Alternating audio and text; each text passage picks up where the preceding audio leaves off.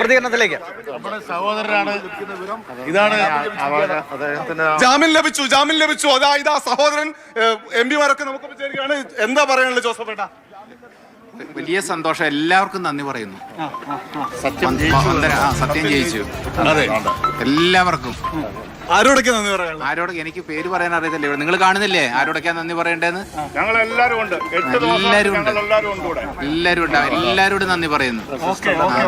ഇത് നമ്മുടെ സിസ്റ്ററുടെ സഹോദരനാണ്.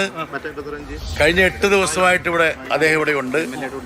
ഞങ്ങളെല്ലാം പ്രതീക്ഷയോടെ കഴിഞ്ഞിരുന്നു. രാവിലെ കന്യാസ്ത്രീകളെ കണ്ടിരുന്നു. ഞങ്ങൾ കോടതിയിൽ നടന്ന നടപടിക്രമങ്ങളെ കുറിച്ച് പറഞ്ഞിരുന്നു. അപ്പോൾ പ്രതീക്ഷയോടെയാണ് ഞങ്ങൾ പറഞ്ഞത്. അവരോട് പറഞ്ഞു, ഇനി ഞങ്ങൾ വീണ്ടും ഇവിടെ വരും.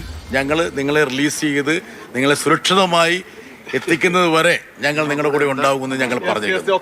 ആദ്യത്തെ ദിവസം നമ്മളിവിടെ വന്ന ആദ്യ ദിവസം ഈ ജോസഫേട്ടന്റെ കണ്ണ് നിറഞ്ഞത് അകത്തുള്ള കന്യാസ്ത്രീകളെ കണ്ടിട്ടായിരുന്നുവെങ്കിൽ ഇപ്പോൾ കണ്ണ് നിറയുന്നത് അവർക്ക് ജാമ്യം കിട്ടി എന്ന വാർത്ത കേട്ടുകൊണ്ടാണ്. എന്നാലും വലിയ സന്തോഷം ഇവിടെ പങ്കുവെച്ചുകൊണ്ടിരിക്കുകയാണ്.